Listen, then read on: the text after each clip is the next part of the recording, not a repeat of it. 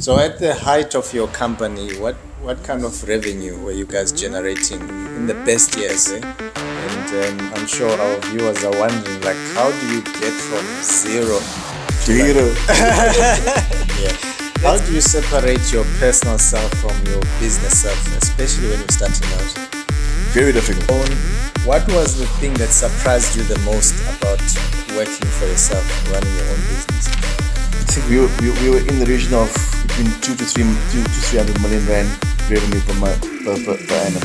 So I got involved with the business application, implementation and development to a point where I manage those project implementations. If I talk to candidates now that I want to work with or employ, it's about attitude and about finishing what you start. I joined up with like-minded people and we formed a corporation of independent consultants. Yes. Welcome to another installment of the Financial Metaverse. Today we're sitting with an entrepreneur who's going to share with us some of his game, how he started his journey in entrepreneurship and business, and some of the skills that you require to succeed in entrepreneurship, especially in the South African context, where we well know that we struggle with unemployment. If you're a young person, you'll want to listen to this, because entrepreneurship may be a viable option for you if you consider the state of the economy of South Africa. Without further ado, let me allow our guest to introduce himself and tell us what he does in his many business interests. So good afternoon, thanks Ola for having me. So my name is Kashif and my journey in terms of entrepreneurship started probably in the late 90s, early 2000s. I'm giving away my age here. Where I typically went to university, did a science degree, worked for corporate, left PE, went to Johannesburg to go and find the dream in terms of experience, in terms of corporate opportunities that doesn't exist in Port Elizabeth. And I left with the intention of returning back within 2-3 years, gaining the experience there, and coming back to come and live in a livable city. Mm-hmm. And I ended up spending 20 years in Johannesburg. Unfortunately, it just swallows you in. And then I think a couple of years, I was there for 7 or 8 years working for a corporate. They specialize in audit and tax, one of the big 5 accounting firms. But I was more on the IT consulting side in implementing systems. To a point where you realize that you're almost a slave to the corporates. I mean, I was doing a lot of projects in big corporations. There was always a disconnect between your effort and the remuneration. Right. And then I thought, no, I mean, I've built the skills myself, and I can almost try and reap the rewards myself. Yes, it's a risk, but it's something that nothing ventured, nothing gained. Yeah. So straight after Y2K, for those who are older than 25, well, actually over 30, because I mean 25-year-olds won't understand Y2K. Right. We were very busy in the IT industry in 98, 99 around Y2K and system conversions. And then soon after that, in 2001, I decided that I'm going to leave the corporate world and I'm going to use my skills, find my own projects, and do my own thing. Wow. So there are. Then I went first 4 weeks, kind of battling to find project opportunities, but you continue. Yeah. You continue to contact your circles of influence, project managers that you know, projects running in Gauteng. And then I managed to find a project at one of the mining houses, and a ex-colleague of mine was actually the project manager there. And so he knew my skill, and they were going to kick off a new project. I was available, and that's how we started. So it's always about your circle of influence and your network to get started. Right. And then that's where it started. And then I started kind of consulting for myself for 2-3 years. And that almost led to the next chapter where I joined up with like-minded people and we formed a corporation of independent consultants. Okay.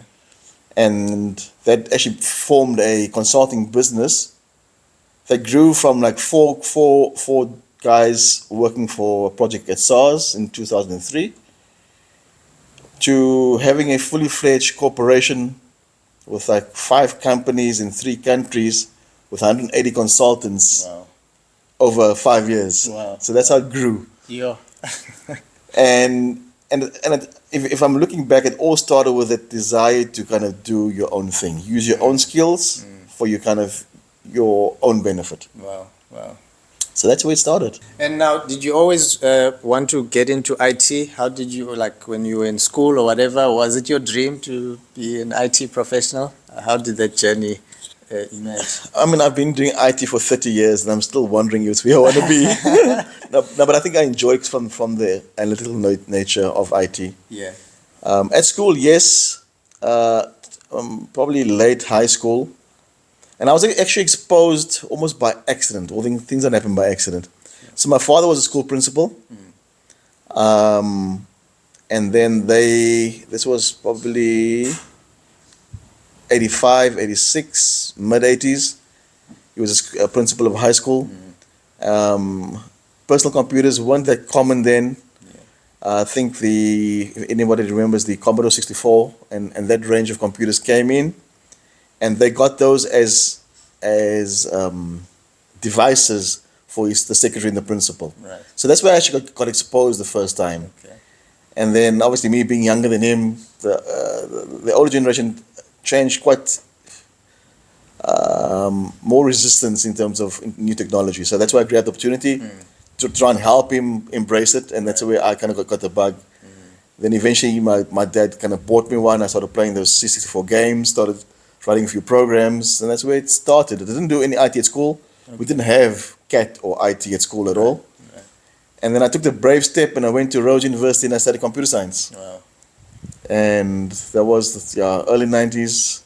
So yeah, sure. That's how it started. Sure. So how was that journey at tertiary level now? You know, seeing you had minimal exposure during your school years, how did you cope? It was difficult because I mean, there were a lot of people that I met there. First of all, they came and they had their own personal computers at home, so they could do the practicals and assignments at home, where I didn't have anything. Yeah. I'd always got to go into the computer lab and do the pracs, and I met a good friend of mine. I went to his house and we did it. Yeah. So you almost felt like you're on the back foot already, right? Although I went to advantage school, I went to a private school, so I wasn't disadvantaged from a. But I mean, late 80s, personal computers wasn't even a big thing yet. So if you had one, you were kind of the who's who. Sure. So yeah, at varsity, you kind of felt that you had to almost work a little harder to stay up to date. Yeah. And that's kind of what I did. Sure. I had a philosophy that you got to work hard, but you got to party hard as well. So you work 4 days a week and you party 3 days a week. As long as the work's more than the party, then you kind of good to go. Yeah. Especially your first year. First year is the toughest year at varsity. So if you do want to get into the academic side first, focus on your first year. Okay. Once you're through that, the rest is actually easier. Yeah, yeah. Is the academic side necessary to, get your foot in the door in the IT consulting space? I would say yes and no, because university or any tertiary education teaches you a way of thinking. The content's irrelevant. I know if you speak to academics, they'll disagree Sure. vehemently with me. Yeah. But it teaches you a way to think, a way to solve problems. And the main thing for me is that you finish what you start. So I don't care if you got a 51 or 81 at varsity, for me it's irrelevant. If I talk to candidates now that I want to work with or employ, it's about attitude and about finishing what you start. Because that shows me that you're kind of taking your journey seriously. And the skills you can be taught, but the attitude's difficult to teach. Yeah. So you have to come with that kind of right mindset that you want to learn, you want to succeed. And I've proven that I've started a journey in tertiary and I finished it. Okay. And that shows important kind of life characteristics that I want to finish and I want to succeed. So for me, the content is really irrelevant. Obviously, in other professions, it's different. Right. Like being a doctor, you would expect the content to be good, because otherwise you'll just you cut the wrong limb off or whatever else, or accounting. So certain professions, the content is important. I mean, in IT, it is important as well, learning a new programming language, knowing how to do it, but it's a skill you can be taught. So looking back now, would you say going through the tertiary route gave you an edge in the IT field? I think it did, because I managed to do both IT and commerce. And that combination gave me a huge advantage above the other developers who were purely technical, and didn't understand the business and the commerce side. And all the business systems is around enabling a business process. So you can understand the commerce side, the business process side, it makes your job a lot easier. You almost got a functional view and a technical view. Right. So I think, yes, for me, it definitely did. Yeah, yeah. And now making the transition from being at varsity to getting into the corporate sector and being formally employed, how did you navigate that space? I was fortunate and not so fortunate that I got a partial bursary from Goodyear. So they covered all my tuition costs. But when I finished off, they didn't have any grad placements. So they said, well, I'm a free agent, I can go. Where you actually wanted that in-service or the grad training just to get the experience, to get in. And then when they said, well, there's no positions and I'm free to go, then it was almost like okay, what do I do now? So then I battled a bit to find my first position. It was also when I finished in 93. 94 was the first elections in April. Okay. And no one was hiring back then. You can't find a job in February 94 because everyone's didn't know what's going to happen after the first elections and all that drama. Yeah. So then my first stint was actually running a polling station. Oh. Okay. For the IEC. And then that took us to 27 April, and then I started my first job on the 1st of May. Wow. Sure. I actually forgot about that. Yeah, that's a very interesting past. Yeah. Now, looking back with the benefit of your wisdom and hindsight, like, what advice would you give to yourself, your 20-something-year-old self, to have navigated that period of life better, in terms of getting employment or getting yourself recognized and getting yourself into the business world? I think a strategy that the youngsters must adopt is almost the first 5, 7, 10 years of your career, you build skill. You build skill that's marketable, that you can market, that business and corporations require. Because then transitioning from a corporate world to a entrepreneurial world, it's actually quite seamless because you have skills people want to buy. Doing the entrepreneurship, you need a skill to sell. You need a product to sell. So be it a technical skill like welding or plumbing or information systems, doesn't really matter, but you need a skill or a product that people want to buy. Yeah. So I would say the first 5 to 10 years, you got to hone your skill and almost become the best at doing that. Yeah. Because then you create a market for yourself with your products or your services. Yeah. Then the transition to the entrepreneurial world will actually kind of be a little bit seamless. Yeah, yeah. What was the main motivation for you to drop the corporate space and decide to venture on your own? I think it was the inequalities that the corporates were propagating. And I almost got fired for some of the actions, but I mean, I will still stand by that. And I wanted to do things ethically and different and treat people fairly. Because you always find, especially within these consulting companies, and you have these various levels of managerial positions with job grades and pay scales and pay grades. That's almost like just for show, because then you find people doing the same thing get remunerated very differently. I mean, sometimes 30-40% different. And if you're preaching a pay scale for a certain position, then you must preach it. To a point where I advocated to all my peers that we write a memorandum or demand that the company publishes the salaries of everybody on the board. And be transparent about it, because if I'm a junior consultant and our pay scale is between 15 and 20,000 rand, I expect us all with the same level of education, same level of experience to be in that band. And it wasn't. And we made it quite a big noise to say therefore there is certain people that's getting privileged, and that's not fair. And that almost got me fired, but I stood by it to say that if you guys are ethical about this whole job grade pay scale thing, then put it on the board. Then I know as a junior consultant, if I want to get to a manager level, what it takes, and then what is the requirement in terms of education, what is the requirement in terms of experience, both from a project point of view, from a support point of view. So I know that what I need to work on to get to the next level. Yeah. And that the next level gets remunerated in a different scale. Yeah. Which is fair. Yeah. So you gotta apply those principles consistently to people. Sure. Therefore, you aren't doing anyone in. Sure. So that was the first thing I did when we started our corporation. Right. We developed what was called the expectation framework.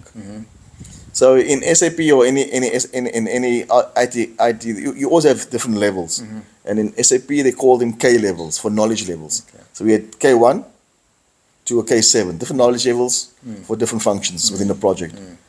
And then we created what's called an expectation framework. Yeah. To say, as a K1, this is what I expect from as a educational background. Yeah. What I expect in terms of a skills background, and what I expect in terms of a experience. Yeah. Both project experience and support experience, because experiences is different. Yeah. And then we define that across the K levels, and with that we then attach remuneration level. And so when we hire, the first thing we do is we have almost group technical interviews, where the group will then say, no, based on the experience, the CV, the interview, we rate him as a K2. Sure. Then it's easy for me as a hiring manager, if he's a K2 based on the technical assessment, that's a salary scale. Boom. And then we implemented that consistently. Yeah. So you created a system. We created a system Yeah. where there wasn't a system. It was just a smoke and mirrors. Yeah. Wow. And for someone who doesn't know what IT consulting is, could you take us through it? What does that entail exactly? So there are a lot of different kind of areas within IT. Obviously, you get the hardware that kind of house all these programs. You get the networking to make sure that these devices can talk to each other. In the past, networking was a big thing because obviously everything was cabled. Now everything is wireless. But there are still devices that needs to be attached to a network to allow you to transmit data. Right. So physical networks and hardware is one specialty on its own. The next one is around software development, application development. Like on your phone or on your computer, it's pretty useless without any applications. Like MS Word, MS Excel, or Adobe, or Canva, or whatever you use, someone wrote that application to perform a function. So software development is another aspect of it.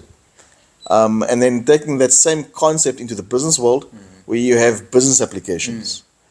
So the commonly known accounting packages like Pastel or Sage for HR and payroll, or there's quite a few. Yeah. So developing those packages as a software engineer or software developer.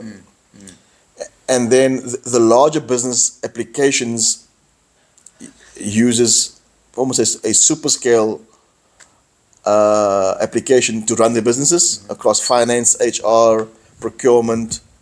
And then those consultants will basically configure the system and almost develop the missing gaps for the business to almost operate on the new platform. Yeah.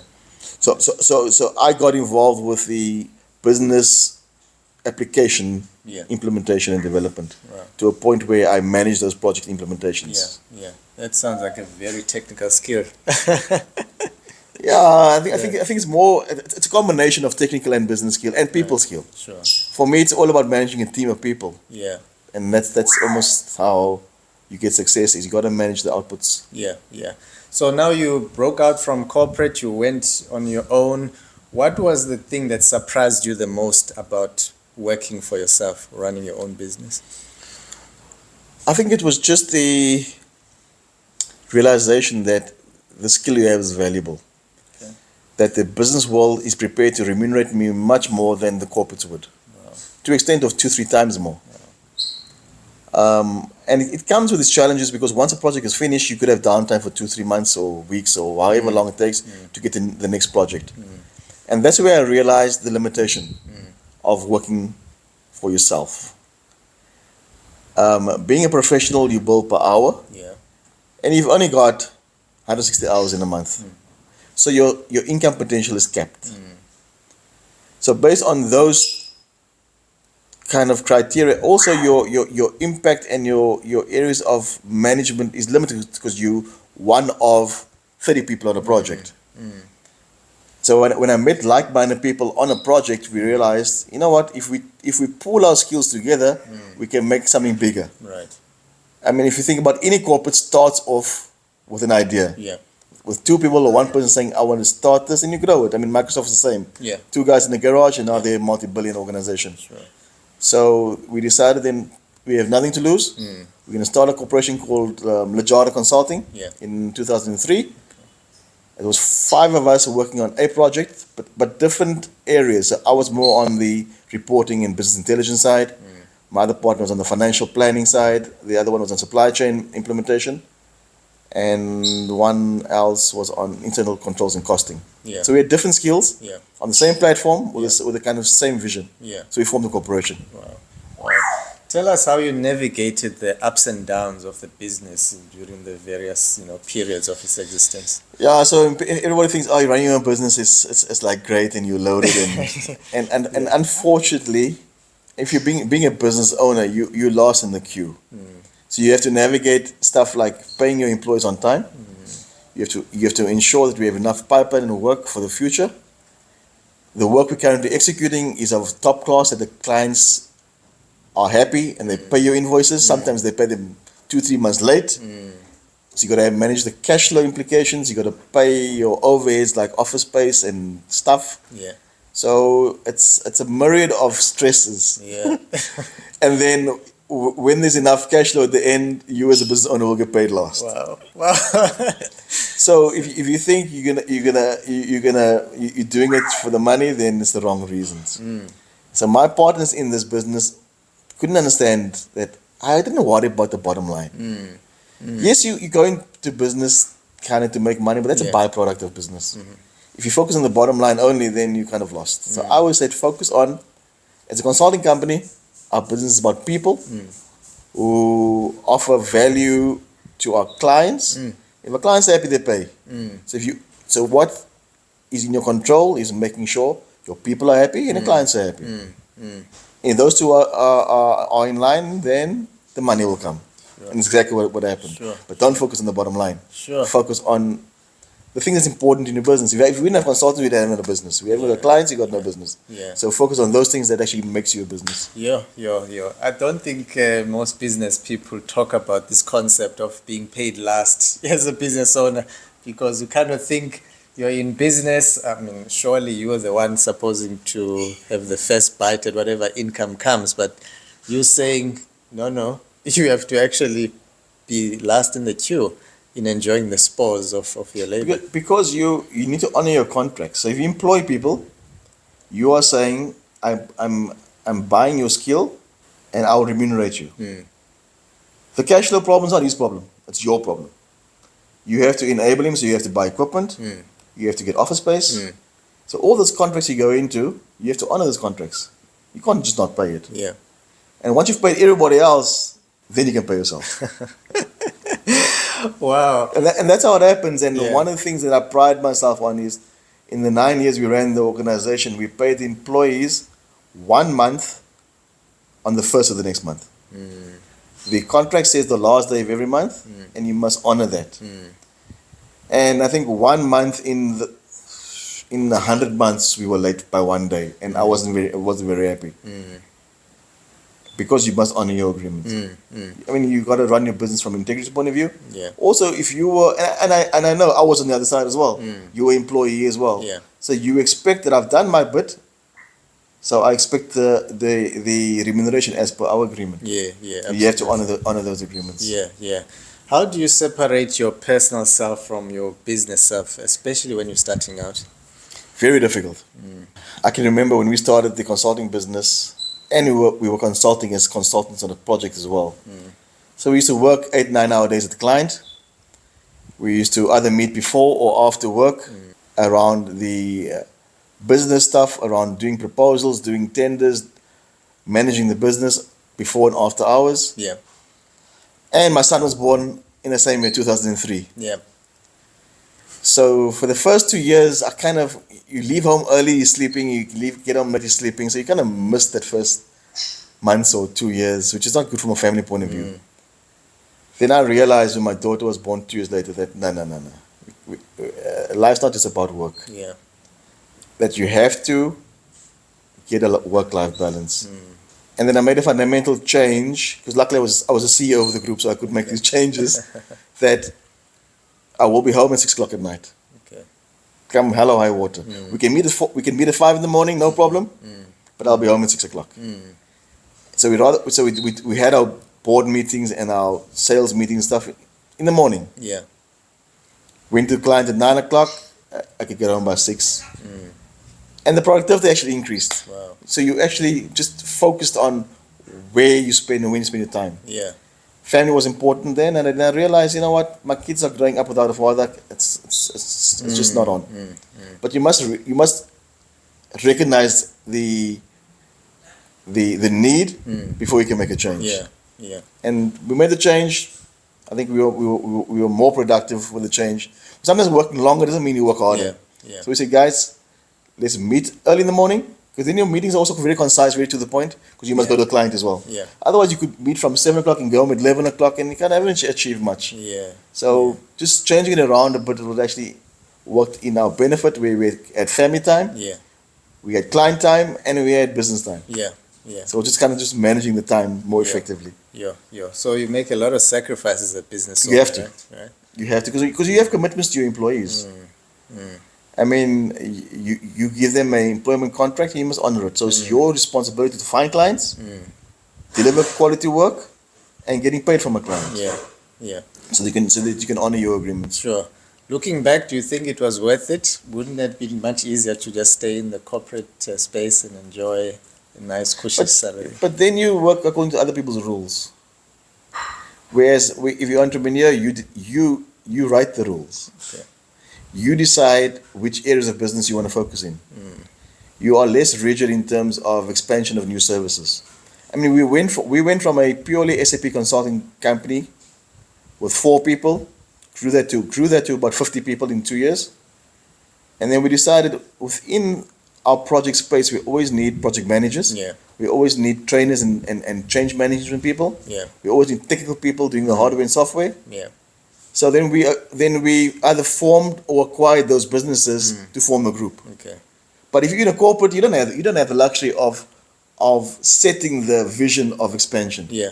You have to go with what Yeah. the directors say. Yeah. So if you do your own thing, you kind of do your own thing. Yeah. Yeah. So you have that freedom, but obviously with the freedom comes a lot of responsibility. No, absolutely. But then it gives you a bit more flexibility. We see opportunities, Sure. we explore it. If it doesn't work, you cancel it. Yeah. There's nothing worse than no decision. Wow. I even say a bad decision is better than no decision. Sure. Because you can make the decision, realize after 2-3 months doesn't work, Yeah. cancel it, try something else. Wow. But you'll never know if it's bad unless you try it or unless you Yeah. do it. Yeah. So yeah. first thing is make a decision Yeah. and do it. Yeah. If it fails, stop it, Yeah. find something better, and then do that. But you must do something. You can't do nothing. For sure. So at the height of your company, what kind of revenue were you guys generating in the best years? So we probably had in the region of about, across all 5 entities, about 200 consultants. I think we were in the region of between 2 to 300 million rand revenue per month, per annum. Wow. So it grew substantially, Sure. to a point where we were approached by a lot of the other bigger ICT companies to buy us out. Yeah. But we didn't want to go back into corporate. We said, Yeah. no, we just put it off Yeah. for as long as we could. Yeah. And then unfortunately 2008 came with the financial crisis. And then I had to do almost one of the worst things that I've ever had to do is to lay people off. Which was, it was soul destroying. Because it's people's livelihoods, they got families. Yeah. But you make a decision like that almost for the betterment of the whole. Sure. It's like if you've got gangrene, you cut the foot off to save the body, type of thing. Yeah. Yeah. Not nice, but you try and make it as kind of seamless and painless as possible. Yeah. If retrenching a person seamlessly or painlessly is possible. Yeah. Sure. So Wow. so that was, and we had to right size in 2008 because companies went through a huge financial crisis. Well, the economies dropped in 2008, and that was almost at the height of our last 5-year growth. Wow. And then, but that's business. I mean, things happen and you have to react towards it. Yeah. But those are some serious numbers, eh?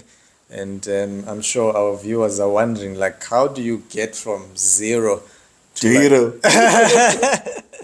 let's say 0 to 100K even, in the infancy of a business? Like, what are the skills that are required to move to a point where you start becoming somehow sustainable? I think you need to understand that a business must operate without you. If it can't, then it's not a business. Then it's just a job. So you need to take the step of employing people, managing people, and managing their outputs. And for me, there's two fundamental aspects to any business. Without the right people, there's no business. And without clients, there is no business. So those two things you have to manage well. I would say managing marketing and sales and clients is probably the most important. Because if you can grow your client base, you can grow your revenue base, you can grow your staff complement. Not the other way around. You can't employ people and wait for work to come. Yeah. So it almost grows organically as the top line grows. So you got to invest in sales, invest in marketing tools, so that you can manage your salespeople to give you the output that you want, that you're paying them for, and remunerate them for going above and beyond. So it's important to understand what drives people. Salespeople get driven by commissions. Yeah. So you got to make the basic salary livable. Right. But the big upside for them is the more they succeed, the more they get remunerated, which is fine, which means you have more clients, you have more projects. Then you must make sure that you can deliver against those promises. So managing clients, managing sales is probably the number one thing. Without a customer, you've got no business. Oh, sure. So throughout your years of business, what's the best financial advice you've ever received that's held you in good stead today? Debt is bad. Otherwise, you're a slave to the bank. So you always live within your means and make financial provisions for the bad times, because they're going to come. When you have good times, you put away for the bad times. To a point where if you are in between jobs for 2-3 months, you can still sustain your family. So the best investment advice that I ever received was pay your debt. Okay. Because once you're debt free, the banks don't have a stranglehold on you. You don't have to worry about a bond payment every month, because which makes your financial burden even lighter. Your car you can drive for 2, 3, 5, 10, 20 years. Right. No problem. Yeah. You've got a place to live. You just have to worry about the running expenses. So live within your means. Pay your debt off as soon as possible, and then you've got financial freedom. Yeah. Then you can grow from there. Then you can run from there. Yeah. But if you've got this burden of a bond and a car payment that you have to pay every month, that's when you get stuck in a job because I've got debt. So if you live within your means, live affordably. Yeah. Doesn't mean because my salary increased, I've got to get a bigger house, a bigger car. Sure. And that's the debt trap that Western society promotes. Success is having a big car, a flashy car and a big house. No. Success is being debt free. Even if you live in a 1-bedroom house, it's yours. It's debt free. Yeah. From there you can grow. Yeah. So that is the best financial advice I've ever received, was don't grow your business or your life on the back of debt. Because debt is a trap. Yeah. Banks want you to become indebted to them so that they make money off you. And that's how banks operate. They operate on the concept of interest, and they make money on borrowing. They make money on borrowing my money to you and charging you more than what they pay me. Yeah. That's the bottom line. Wow. Do you believe in God? Yes, I do. How has your faith influenced the way that you do business generally? I mean, faith gives you a paradigm and rule set to live by. So within the Abrahamic faiths, I mean Judaism, Christianity, and Islam, the rule sets are pretty similar, right? And the golden thread is life after death, which will be attained by your actions on this earth.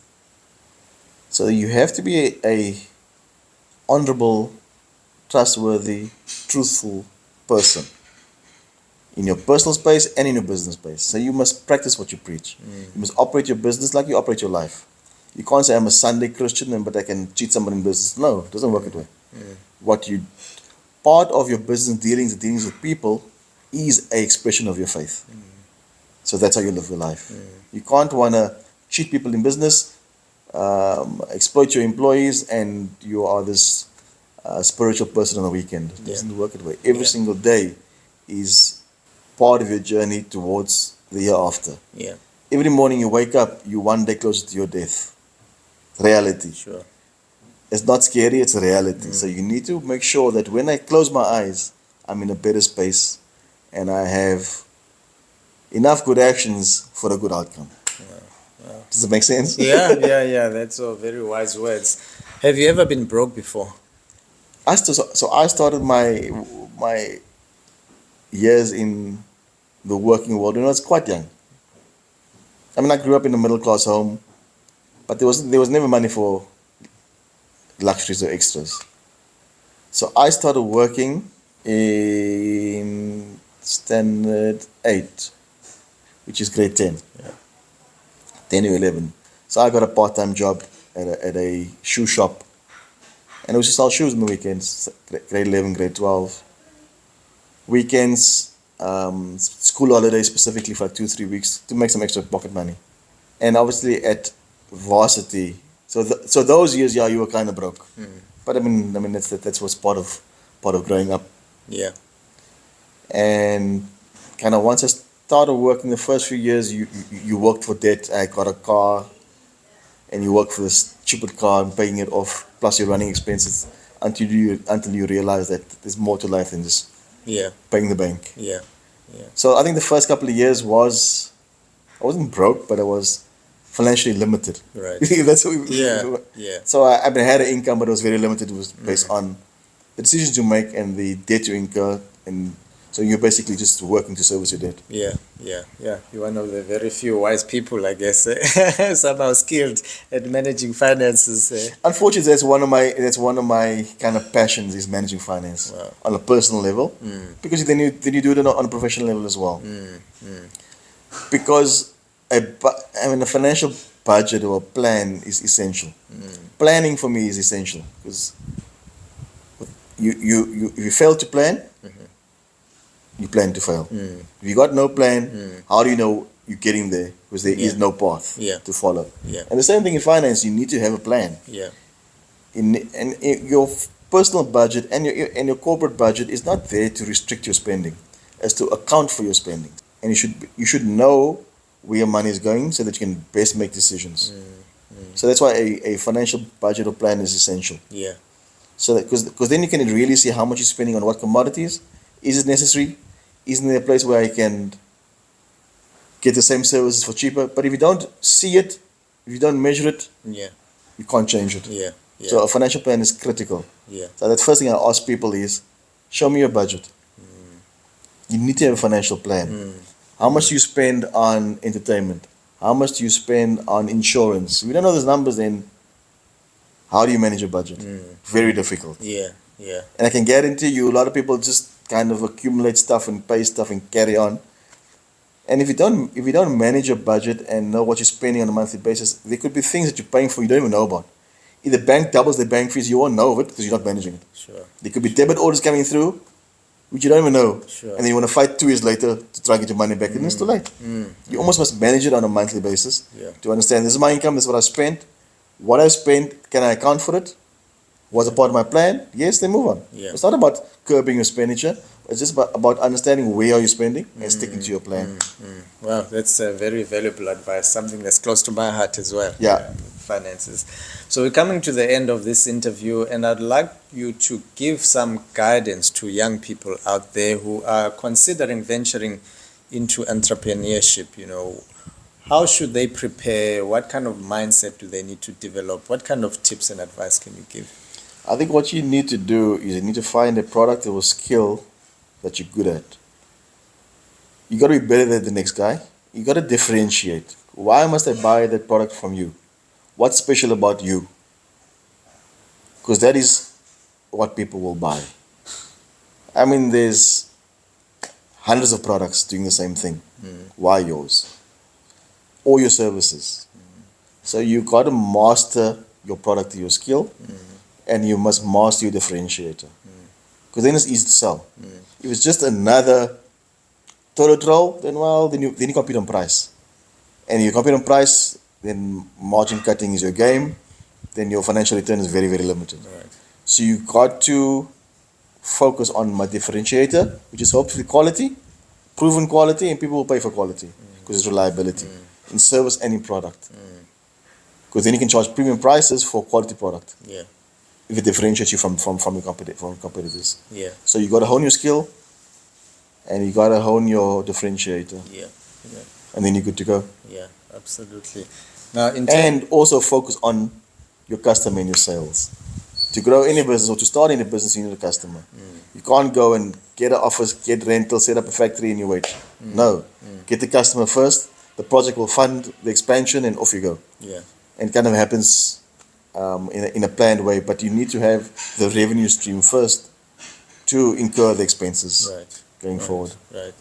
Now, in terms of your current operations within the IT consultancy space, which kind of clients do you work with, and how do people procure your services? How do you work now? Is it like by word of mouth, referrals? So currently, in the last 10 years, I've been doing a lot of work in the public sector space. Okay. There's been a lot of national treasury reforms around systems that municipalities must implement. It's a reform called MSCOA, Municipal Chart of Accounts. So we've been implementing those systems across many municipalities. And I think the guys within the SAP space, within the public sector space, kind of know each other. And there's always forums and platforms where people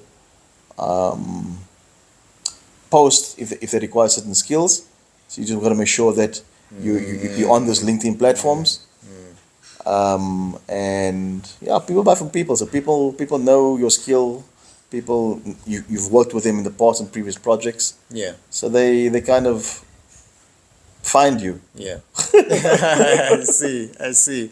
So or you find them. Yeah. So for example, you know there's a new project happening.